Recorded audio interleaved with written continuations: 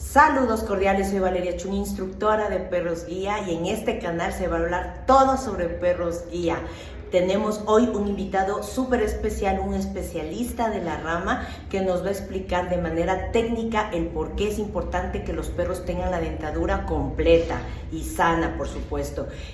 Recuerda que en nuestro programa de entrenamiento de perros guía es indispensable que los perros tengan su dentadura completa.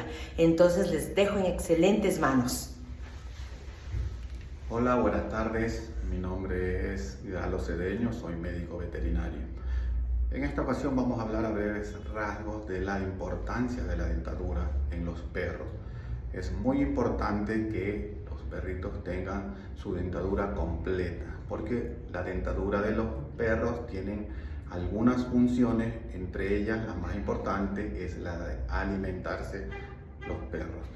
Entonces, cuando hay un desfase en sus dientes, cuando no tienen toda la dentadura completa, incide mucho en la alimentación, porque ustedes saben la función que tiene la dentadura en los perros, que es la de aprehensión, la de desgarre y trituración. Entonces, cuando falta alguna pieza dental en los perros, la alimentación va a sufrir algún desfase, como les comentaba. También la dentadura tiene otras funciones también muy importantes, por ejemplo, en la diversión de los perros. Ellos cuando están en el parque atrapan objetos en el aire, entonces cuando falta alguna pieza dental, entonces se nota que no pueden hacer esa actividad.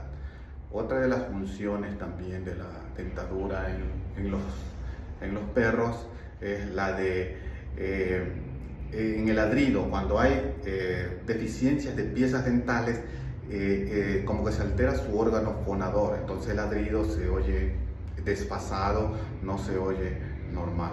Entonces es muy importante cuidar de la dentadura de los perritos.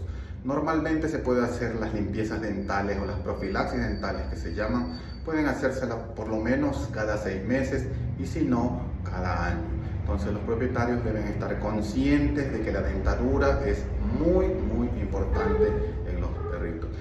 Me olvidaba, también la dentadura nos da a nosotros los veterinarios más o menos para determinar la edad. Una dentadura completa en un perrito, nosotros podemos determinar más o menos la edad en que tienen los perritos.